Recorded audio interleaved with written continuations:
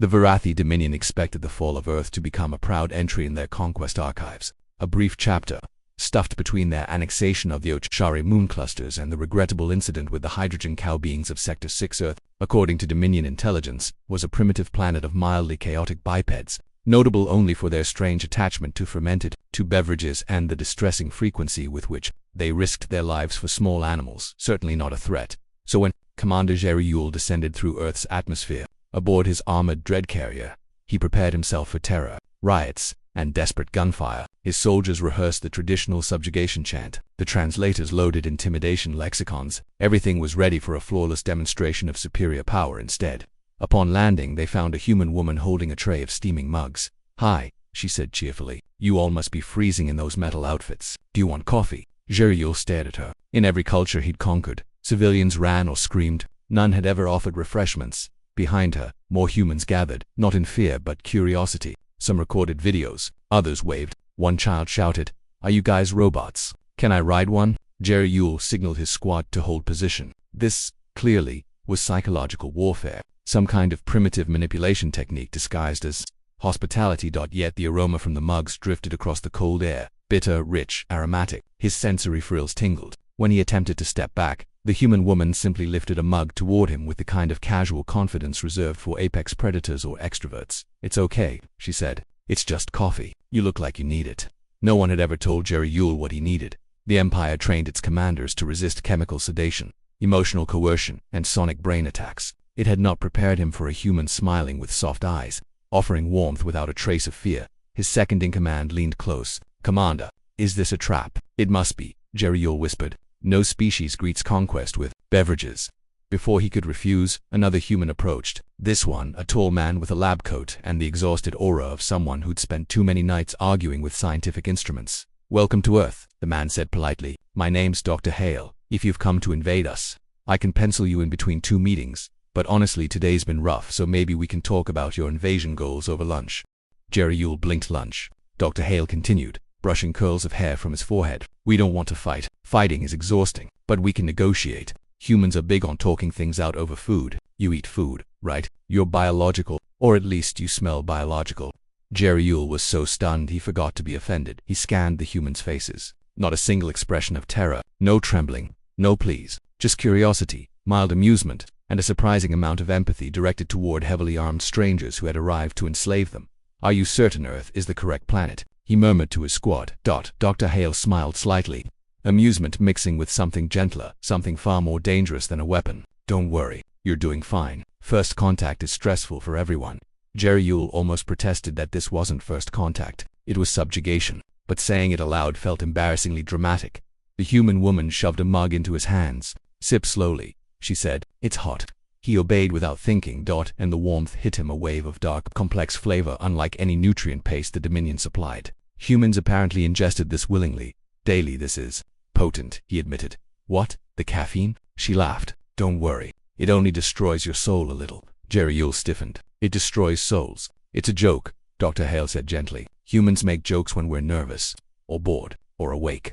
Jerry Yule swiveled to him. "You are nervous." Dr. Hale shrugged, offering a crooked smile. "You did show up with a war fleet, but honestly, you look more nervous than I am." The commander bristled. His sensory frills flared. "I am a Varathi conqueror. I do not experience anxiety." Dr. Hale supplied. The commander faltered. "Perhaps a mild strategic recalibration."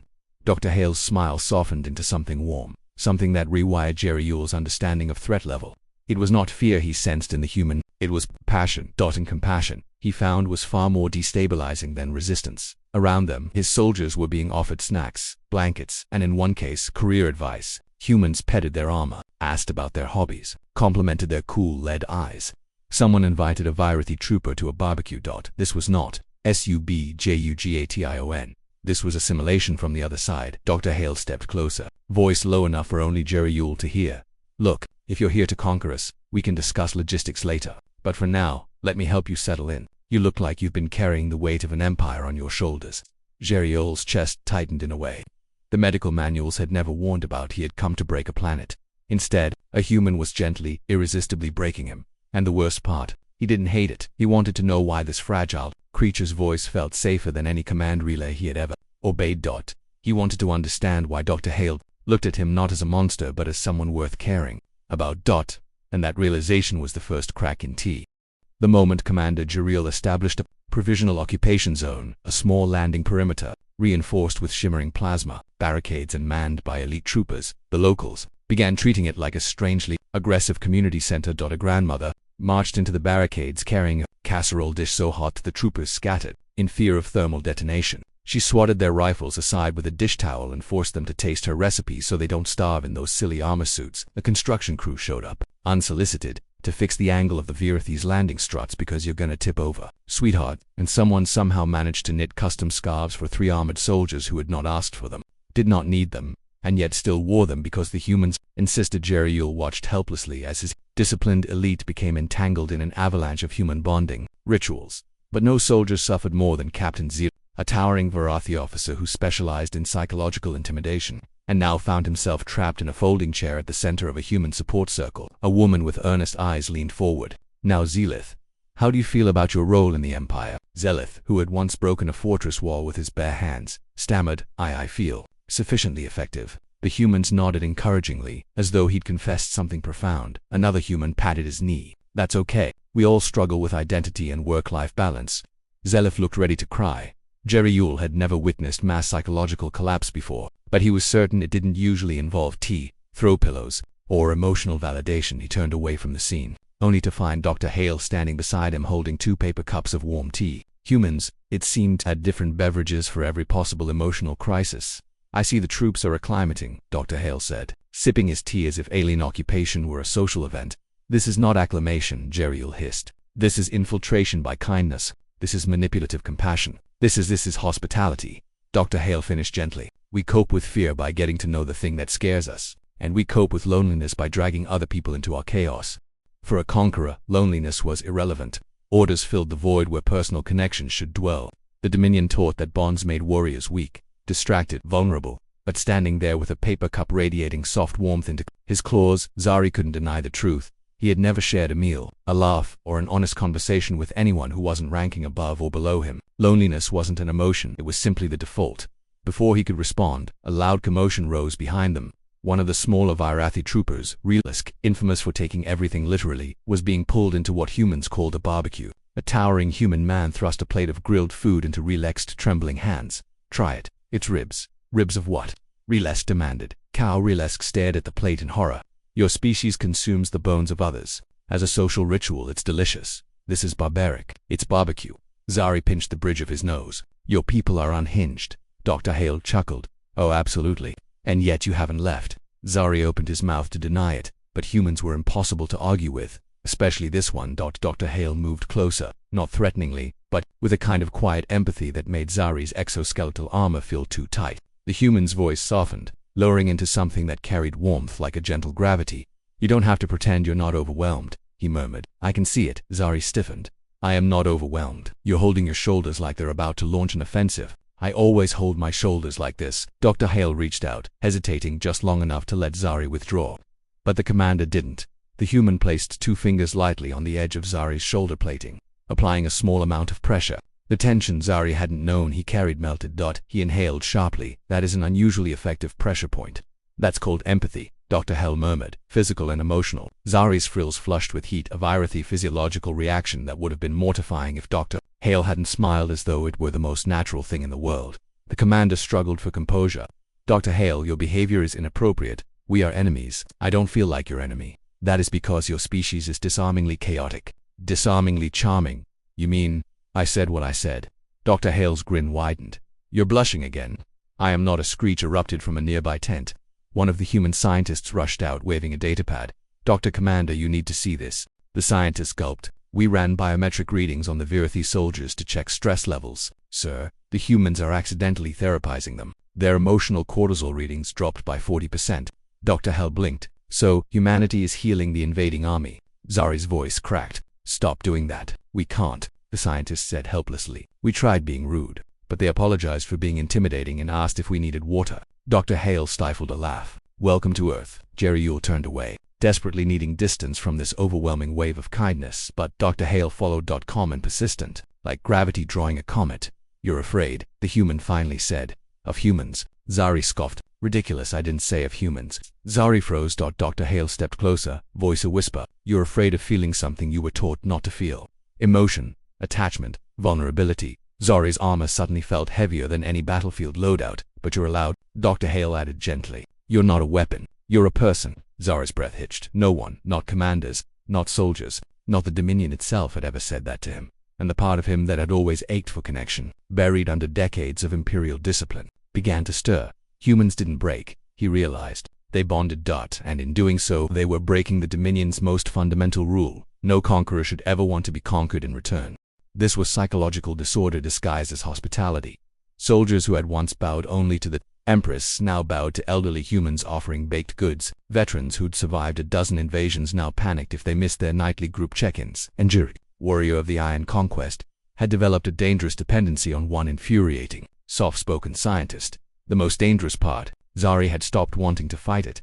He kept telling himself it was strategic to observe human, emotional mechanics to infiltrate their psychological warfare tactics to monitor their hospitality assaults for patterns. Yet every night, without fail, his translation implant registered a new message. Dr. Hale, dinner at 1900. Yes, tea included. No, you don't have to threaten the waiter this time and every night. Zari showed up. Not because of the food, not because of the intelligence value, not even because of the peace it brought to the troops. He showed up because Dr. Hale smiled when he did, a quiet, relieved smile that made Zari feel like more than a uniform with rank and claws. Tonight was no different. He arrived early, armor polished, posture tense. That was how Virathi prepared for battle. Dr. Hale waved from a table outside, a small restaurant glowing with soft amber lights. The meal was simple, soups and bread, but the air smelled warm, and the tables were close enough that conversation felt private. Zari sat rigidly, elbows locked like stabilizers. You don't have to brace, Hale murmured. You're safe here. You say that, Zari countered. But tranquility is statistically the most precarious state. It precedes disaster. So does healing. Haley replied. Zari hated how the human chose words that dug to the core of things. Food arrived, and Hale watched the commander's claws hover uncertainly over the spoon. You can eat with your hands if that's easier. He offered. That is barbaric. You licked a plasma wound. Clean last week. That was sterilization. Hale grinned, and Zari felt the flush of heat beneath his armor again. But before the warmth could settle, chaos erupted. 3 Virathi officers, hardliners loyal to the Dominion, stormed into the restaurant. They saluted sharply, eyes blazing. Commander the lead officer barked. We demand your immediate return to the cruiser. The troops believe you are being manipulated, emotionally compromised by human tactics. Zari stood. I am not compromised. The officer sneered. You take meals with one. You accept emotional conditioning. You fraternize. You allow physical contact. Hale blinked. Physical contact. We shook hands to Virathi. That is a declaration of mutual sentimental acknowledgement. The officer snapped. Hale coughed. Oh, well, my bad. The officer turned back to Zari. We must restore discipline before the infection spreads. The humans cannot be allowed to enough. Zari's voice boomed, rattling silverware and windows. Every human froze mid-bite. Every Virathi instinctively snapped to attention. Slowly, Zari turned to Hale. Tell me precisely what I am to you. Hale swallowed, not out of fear, but because the truth mattered. You're someone who deserves to not be alone. The restaurant fell silent. No declaration of love. No dramatic confession. Just a simple truth. Dangerously intimate. Impossibly disarming. The lead Virathi snarled. You see, emotional conditioning. The humans exploit sympathy. As Zari silenced him with a glare sharp enough to shred steel. Dr. Hale is not manipulating me, the commander said. He is offering what the Dominion never did. Freedom to feel. The officers recoiled as if struck. Commander, emotions weaken soldiers. No, Zari replied. Isolation weakens soldiers. Loneliness poisons us. We conquer because we are empty. We invade because it is the only connection we know. Haley stood, voice steady. I don't want to control the Empire. I don't want to hurt anyone. I just want you to know there's another way to live. One of the officers hissed. You speak like a lover. Hale opened his mouth to deny it, but Zari didn't give him the chance. Then he is one, the commander declared. Hale nearly dropped his cup. The room went breathless. Humans in shock, Virathi in indignation. The air vibrating with tension and consequence. You cannot bind yourself to a human, the officer rasped. It is forbiddance. You invite assassination. You invite civil war. I invite choice, Zari cut in. For the first time in my life? Before another word could be spoken, a piercing alarm howled across the city. Virathi distress code. The officer slapped his cum. Rebellion. The fleet loyalists have turned? They aim to seize the city and purge this emotional contamination. Outside engines roared. Ships descended. Soldiers scrambled. I looked at Halle, not like a conqueror, not like a captor, but like someone who believed the next decision might rewrite his entire existence. You have made me soft, he whispered. Halle shook his head. No, I made you human. The commander inhaled deeply. Then I must fight for that. As explosions lit the sky, Zari stepped in front of the humans, claws extended. Armor igniting with plasma circuitry, ready to defend a world he had once come to break. Behind him, Halle rested a hand lightly between the armor plates of his back, not to restrain him, not to guide him, but simply to choose him, and in that moment, every war Zari had ever fought felt like training for this one, not a battle to conquer a planet, but a battle to protect the only person who ever conquered him. Commander Jeriul stood at the front lines, plasma armor burning blue, claws sparking with heat so intense the asphalt beneath him bubbled. Behind him, humans formed a chaotic wall, some carrying makeshift shields, others holding medical kits. Others simply refusing to run because they refused to abandon anyone. Dr. Halle stood closest, hands shaking, but not leaving. The loyalist commander broadcast his demand across the open channel for all to hear. We purge the weakness. The human must die. Stand aside, Jeriul. The wind carried static. Zari didn't move. If humanity is weakness, he replied, voice steady, then the Dominion has never known strength. Blaster fire erupted like lightning. Zari moved first, not toward the enemy, but between the soldiers and the humans behind him. Plasma beams hammered his armor, ringing like cathedral bells as energy dispersed across his exoskeleton. Humans screamed. Virathi shouted. The ground fractured beneath the force. Every instinct in Zari's body told him to retreat, to survive at all costs, but Hale's voice cut through the chaos. You're not alone. I'm right here. And suddenly, every blast hurt less, because someone finally wanted him alive. The human volunteers rushed forward, not soldiers, not fighters, just people. One dragged injured Virathi soldiers to safety while offering sappy encouragement about teamwork. Another taped, "You're doing great." Sticky notes to the backs of terrified aliens. A retired kindergarten teacher loudly scolded, 4-meter-tall Virathi bruiser, until he stopped crying and got back up. Nothing in Dominion history had ever prepared an army for combat against unconditional support, but the Loyalists weren't retreating, they were enraged. Commander Jeriul, the Loyalist leader roared, emerging from the smoke. You have doomed the Dominion with sentiment. No, Zari replied, stepping forward, eyes blazing. The Dominion doomed itself by believing obedience is stronger than love. The Loyalist charged, swinging a molten vibroblade, the kind designed to crack ship hulls. Zari caught it between his claws, plasma hissing against plasma, sparks raining like stardust. The impact hurled shockwaves across the battlefield. You have fallen, the Loyalist snarled.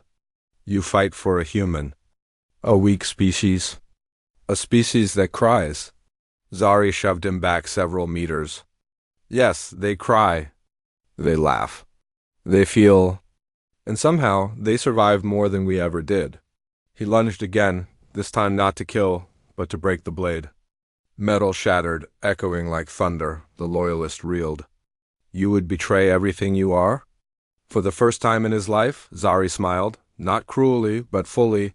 I am not betraying what I am. I am discovering it. Then came the final strike, not a killing blow, not a decapitation, but a disarming slam to the Loyalist's chest that sent him crashing to the asphalt. Consciousness flickering. The battle stalled. Both sides froze, Loyalists stunned. Rebellion forces breathless, humans wide-eyed, waiting to see if Zari would finish the enemy. He didn't. He stepped back and lowered his weapons. Someone get him medical attention. The field went silent. Humanity had just witnessed something that defied every rule of interstellar war.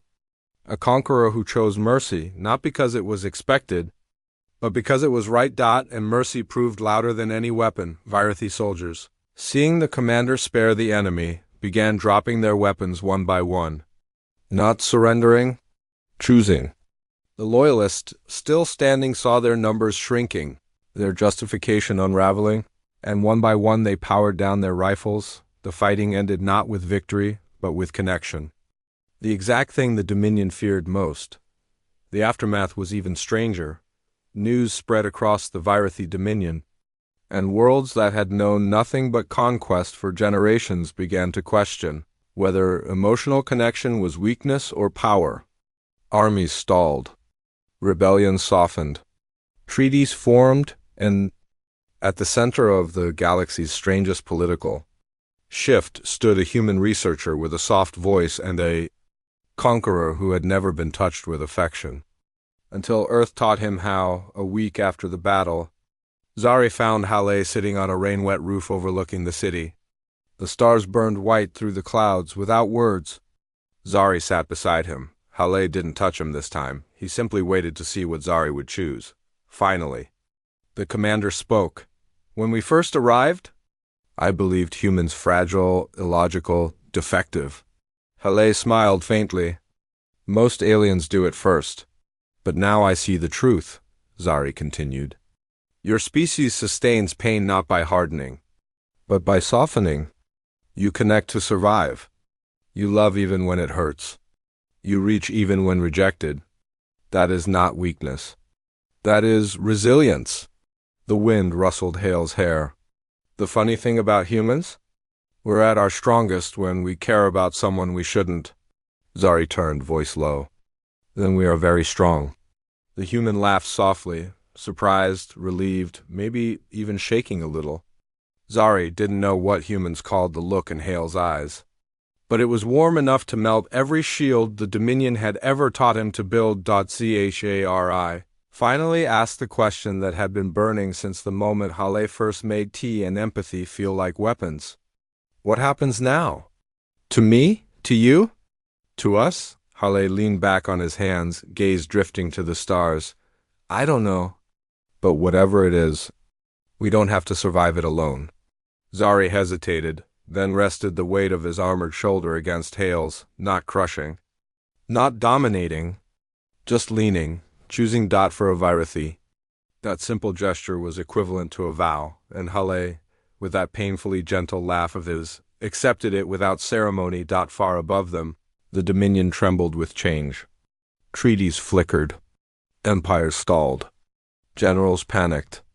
Cultures reevaluated their entire definition of strength, all because humanity, loud, loving, infuriating humanity, refused to break and instead bonded. If humans ever wrote the history of the conquest, they would not call it a war. They would call it the moment the galaxy learned something new. Empathy hits harder than plasma. Affection rewrites empires. And love, especially the inconvenient cross-species kind, is humanity's deadliest weapon. Story complete.